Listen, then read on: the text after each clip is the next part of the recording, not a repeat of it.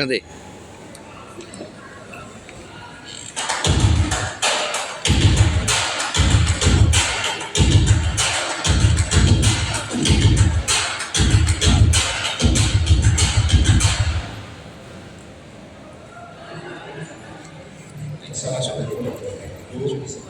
Kita semua, Om Swastiastu, Namo Buddhaya, Salam Kebajikan, dan Rahayu. Yang saya hormati para kepala dinas yang membidangi kebudayaan dan seluruh Jawa Timur, para tokoh budaya, komisi, komunitas, dan juga pelaku budaya, kepala balai pelestarian kebudayaan, serta jajaran, serta para peserta seminar yang berbahagia. Pertama-tama mohon maaf, saya tidak dapat hadir langsung dalam kegiatan ini, tapi ini tentu tidak mengurangi apresiasi saya dan juga hormat saya kepada para penyelenggara. Seminar ini saya kira sangat strategis di saat banyak daerah sedang membenahi tata kelola program dan kegiatan di bidang kebudayaan. Saya mendapat laporan saat ini sudah ada ratusan peraturan kepala daerah dan juga perda mengenai kemajuan kebudayaan. Dan seperti kita tahu, bagaimana kemajuan kebudayaan ini adalah amanat dari konstitusi, dan tentu kita perlu selalu meningkatkan kapasitas dan aktivitas kita dari waktu ke waktu. Dan saya senang bahwa di masyarakat pun sekarang sudah mulai terlihat tumbuhnya kesadaran bahwa warisan budaya kita ini bukan hanya peninggalan dari masa lalu, tetapi juga bekal kita untuk membangun masyarakat dan juga masa depan yang lebih baik. Nah, bicara tentang kebudayaan di Jawa Timur, saya kira kita tidak mungkin melepas dari seni tradisi. Di Jawa Timur, seni tradisi ini masih terus dilestarikan dan dikembangkan. Dan dalam konteks kemajuan kebudayaan, penting bagi kita untuk mengingat fakta bahwa seni tradisi umumnya adalah hasil interaksi antara manusia dengan alam dan sesamanya. Dan kita bisa melihat bagaimana alam itu hadir bukan hanya dari segi tema dan narasi, tapi juga dari segi bentuk ekspresi, bahkan perlengkapan dan peralatan yang seringkali menggunakan bahan-bahan dari alam lingkungan kita. Dan tentu ini semua menunjukkan betapa eratnya hubungan ekspresi budaya dengan lingkungan alam kita. Hubungan erat ini tidak hanya ditemukan yang sifatnya praktis, yang misalnya menggunakan bahan bambu untuk panggung atau tanaman untuk perhiasan, tapi juga di tingkat simbolik. Banyak sekali simbol-simbol alam yang digunakan dalam seni tradisi kita. Karena itu, jika kita bicara tentang pelestarian seni tradisi, maka dengan sendirinya kita juga mesti memperhatikan pelestarian alam yang menjadi sumbernya. Di sini keanekaragaman hayati kita bertemu dengan keanekaragaman budaya, dan dalam bahasa para ahli ini semua disebut keanekaragaman biokultural, ya, pertemuan antara alam bio dengan budaya atau kultural. Dan sekarang ini kita sedang berhadapan dengan ancaman terhadap kelestarian lingkungan yang sangat konkret. Perubahan iklim membuat kondisi bumi kita perubahan yang sangat cepat dan signifikan. Bagi sebagian masyarakat kita, terutama mereka yang hidup di pesisir, ancaman itu sangat nyata. Bukan sesuatu yang akan terjadi di masa mendatang, tapi sudah terjadi sekarang. Dan tentu karena itu memerlukan penanganan segera. Nah, pertanyaannya kemudian bagi kita, apakah kebudayaan punya kontribusi ikut mengatasi masalah ini? Nah, tentu jawabannya adalah ya, banyak sekali hal yang mungkin kita lakukan, dan tentu semua itu berpijak dari fakta dasar bahwa kebudayaan kita terbentuk karena interaksi manusia dengan alam lingkungannya. Dan kalau kita pelajari berbagai tradisi lisan kita, maka terlihat pemahaman yang luar biasa, hebat dan mendalam dari para leluhur kita tentang alam lingkungannya.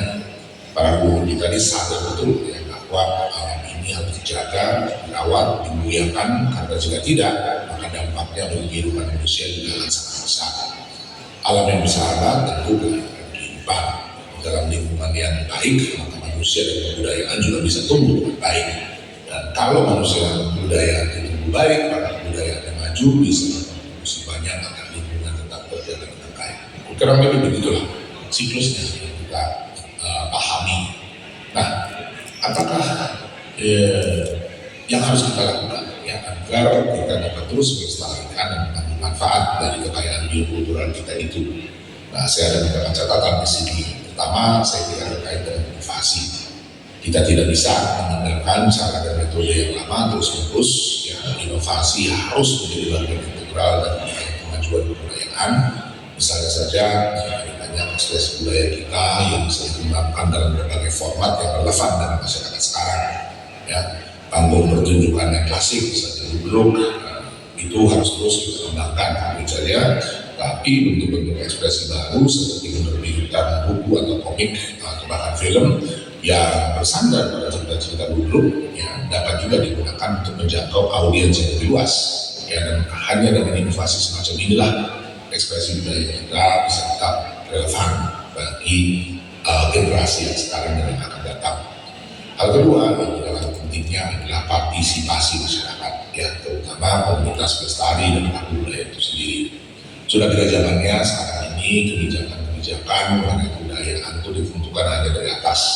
Kami, administrator di bidang kebudayaan, dan di kementerian, pemerintah daerah, dan juga pengelola institusi kebudayaan seperti Taman Budaya Museum harus membuka ruang partisipasi yang luas. Para pelaku dan komunitas harus menjadi subjek, ya, sehingga segala rencana pengembangan penguatan itu bisa berjalan dengan baik dan juga mendapat dukungan penuh. Ya.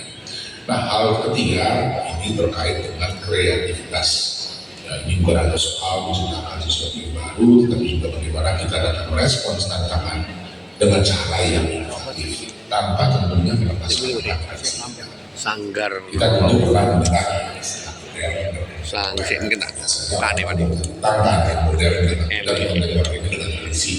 Padahal kalau kita melihat perkembangan kebudayaan senantiasa ada interaksi antara berbagai ekspresi yang baru dengan yang lama. Misalnya saja sebagai contoh baju batik, ya. Mengenakan kemeja batik bagi laki-laki sekarang sudah dianggap sebagai bagian dari tradisi. Padahal kemeja batik ini adalah teman baru. Ya, dulu orang menggunakan kain di bawah, bukan, tapi sesuai perkembangan zaman dan juga karena ada inovasi yang kreatif, maka sekarang kemeja batik jadi tradisi baru. Dan itu bisa diterapkan cara berpikir yang sama untuk berbagai macam ekspresi budaya yang lainnya. Hal keempat yang ingin saya tekankan adalah kolaborasi. Ya, tugas mengajukan kebudayaan itu jelas tidak mudah, tidak enteng, dan memerlukan berbagai disiplin, ya, pendekatan dan keahlian yang berbeda-beda. Ada kerjasama di antara pemerintah, komunitas, dan sektor swasta misalnya dalam mengembangkan dan memanfaatkan kekayaan budaya ini juga adalah konvensi. Pemerintah dalam hal ini bertindak utama sebagai fasilitator, sebagai regulator, kebijakan, dan seterusnya. Sementara komunitas ini adalah penggerak utamanya, kekuatan kreatif dan inovasinya. Sementara dunia usaha bisa berkontribusi dengan sumber daya yang berbeda. Nah, saya kira ini 4 hal penting yang kita pertimbangkan dalam agenda kemajuan kebudayaan, ya, inovasi, partisipasi masyarakat, kreativitas, dan kolaborasi antara berbagai elemen. Nah, saya berharap kita ini bisa membahas berbagai persoalan secara lebih dalam dan melahirkan berbagai rekomendasi yang nantinya bermanfaat bagi anak-anak kita selanjutnya. Baik, sementara itu yang bisa saya sampaikan. Terima kasih atas perhatiannya. Assalamualaikum warahmatullahi wabarakatuh. Namo Buddhaya dan Rahayu.